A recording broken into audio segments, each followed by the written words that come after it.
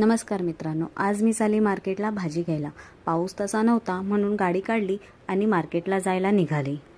पुढे जाऊन मी गाडी एका बाजूला लावली आणि पुढे चालत मार्केटमध्ये गेली, कारण मला माहिती ट्रॅफिक असणार, गाडी लावायला मिळणार नाही.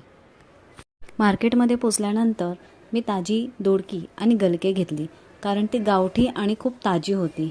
माझ्या दोन्ही हातात सामान होते म्हणून काकूंनी मला थोडी मदत केली.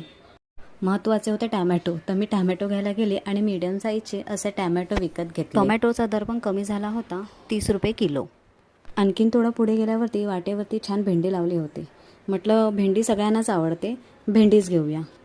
अशा प्रकारे माझा मार्केट झाल्यानंतर मी माझ्या गाडीपाशी आले. एक चांगलं झालं, पाऊस पडला नाही म्हणून माझा बाजार चांगला झाला. पुढे गेल्यानंतर रस्त्याचं काम चालू असल्यामुळे मला तिथेच थांबावं लागले. काका कसेबसे निघाले, पण मी दुसऱ्या रस्त्याने घरी आले. एक मात्र नक्की, व्यवहार ज्ञान असलेले कधी पण चांगले.